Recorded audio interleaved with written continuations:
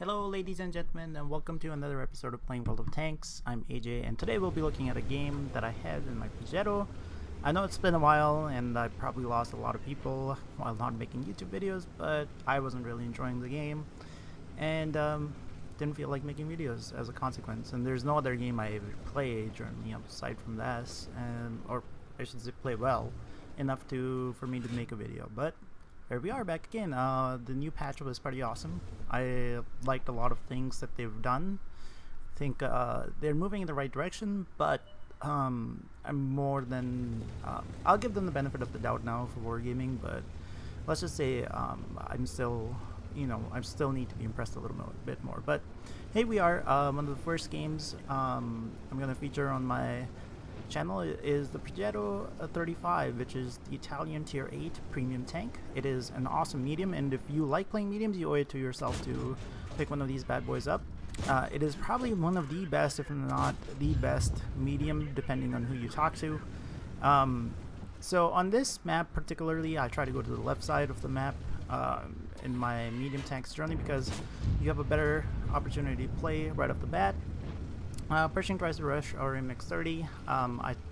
None of my shots actually connect with him, but I do manage to track him a couple of times, which winds up helping our team. Now, because of how aggressive the MX-30 played, I'm fairly certain that we are not going to encounter anything that I can't deal with, so I move up as well in an effort to support him. Now here we have two medium tanks. I'm more concerned about the Udes because the Udes actually hits harder than the Indian Panzer. Now I know the Indian Panzer fired right in front of me, and I take a shot at him. Here I make a mistake. I should have actually repaired my. I actually should have repaired my stun before I actually shot at the Indian Panzer to make both of them the shells count a little better, because you're just wasting repair your first aid kit otherwise. Now I'm doing a little bit of landscaping. Udes is not paying attention, so I'm gonna put a couple of shots into him. I'm trying to put these trees in front of me so they can provide me camo so the enemies don't actually spot me while I crest this ridge. And as I'm doing so, I'm trying to be very cognizant of the fact that, or very careful of the fact that none of them actually shoot me back.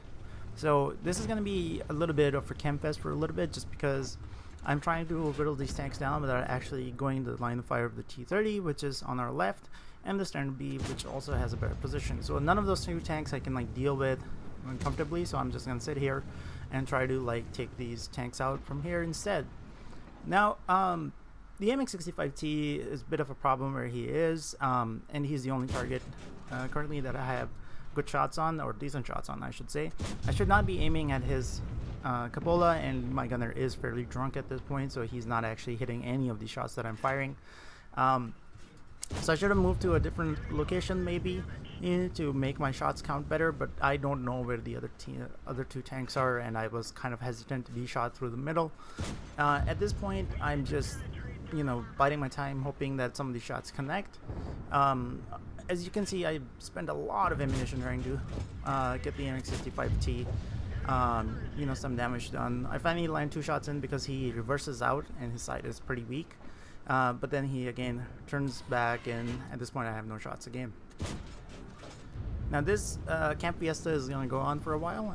In the meantime, I'm going to take an unnecessary shot from the MX-65T, which on his part was fairly lucky because here I get spotted, I crest, become greedy to realize I should go back, and somehow when he's stunned he manages to land that shot on me. But anyways, at this point I kind of realized that our run to line has kind of fallen and I need to go back. The MX-30 actually left way before I did, but he makes the fatal mistake, if you look on the map, of actually committing all the way inside to the middle of the map to sort of defend the incoming rushers. If he'd really wanted to just stop the rushers, he should have fallen back a little bit further, use the ridge to sort of help him defend. At this point he dies and I'm the only tank who's heading back, and at this point I don't feel very comfortable taking on a VKB, which is a tier 9 heavy with just standard rounds, so I load preemptively the APCR rounds just to take him out. Just because I know I have to deal with him frontally, and there's no way 212 penetration is going to be enough for me to sort of pen him in his lower plate. So at this point I use another tree to cover my shooting. At this point, the VKB turns his entire side, and I get lucky with a very nice ammo rack on him. At this point, there's 2 more tanks left. Scorpion takes a shot. I take him out, and I'm fairly certain that shot actually got me spotted, so I reverse down the hill, sort of like preemptively to stop myself from getting RD'd in the first place. Now, I leave this cover a little bit preemptively. I should have actually stuck around and actually killed the T26 E4, I believe, or the E5, I can't remember. I think it's, but it is the premium tank. I should have killed him from where I was instead of actually moving in the middle. I'm just like wanting to see where the IS-3 is approaching me from, and I spot him, and at this point I should have just reversed down, and instead I stick around far too long, and all of a sudden I realize that the waffle was also there.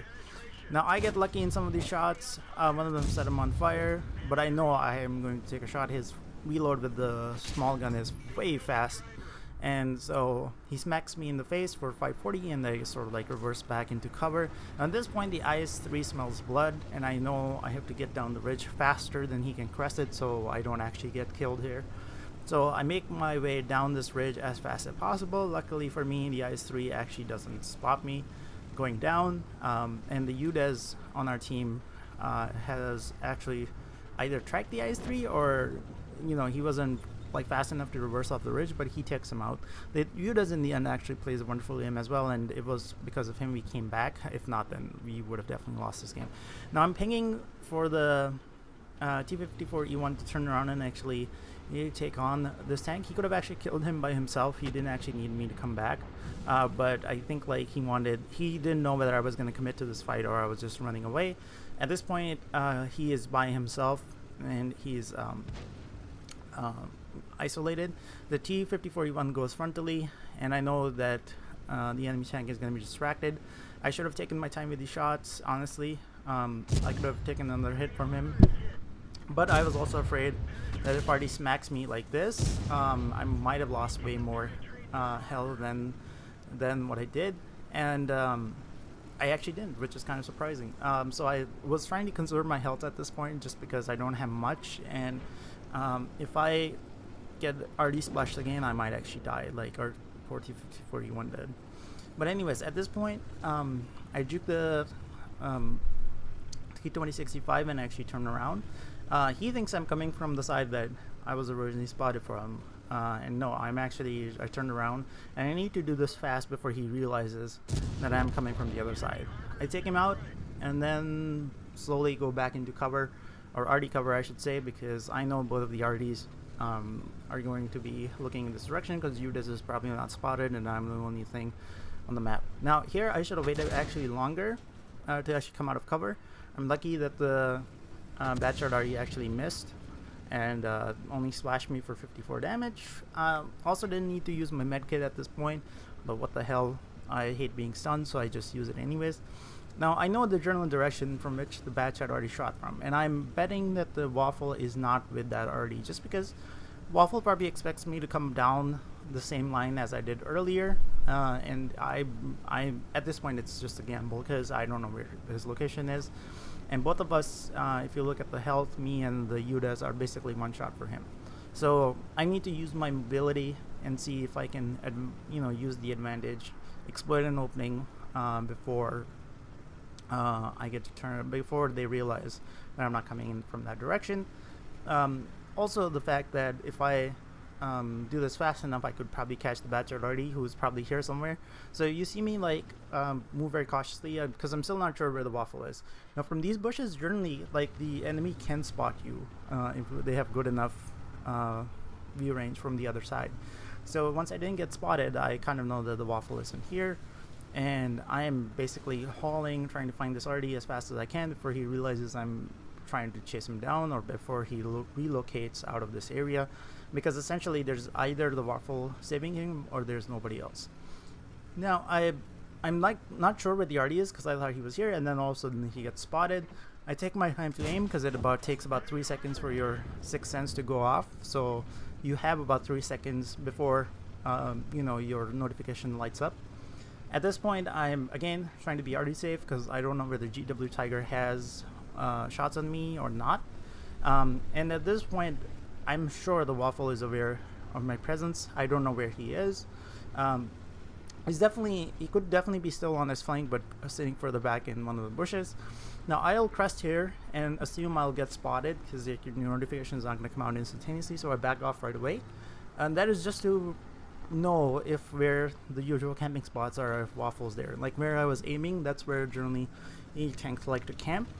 And so once I realize that there's the Waffle isn't there, I'm gonna go from this side and see if I can get into their base from hugging the red line right at the bottom of the map and hoping to spot the Waffle before he spots me, because when I last saw him, I could have technically clipped him out. And so if I get the first shot advantage on the Waffle, there's I don't think his reaction is going to be fast enough for him to sort of like get me. My first shot misses, second shot connects, third shot takes him out, and somehow our Udes also survived. So I don't know whether the Waffle low rolled really badly on him or whether he missed completely, and the damage that our Udes took was basically from the GW Tiger. Now at this point, again, I'm trying to be already safe because I don't know whether they already have shots in this direction or not. I actually don't know where he is. He could be anywhere in front of me and still have shots. So I was trying to hug the ridge and not get shot by the arty. Now I know where he was last spotted, so I'm gonna approach this area from this way. I'm hoping he's not looking this direction because I don't have the health to sort of like take a direct hit from him. But luckily for me, he's not, and there we go. That was the game. Hopefully you guys enjoyed. I ran a lot in this game, relocated a lot to sort of like do things. This is probably my best game so far in the Progetto, and sort of like the results prove for themselves. I think I had 1800 base XP, which is insane, and hopefully I'll see you on the next episode of Playing World of Tanks.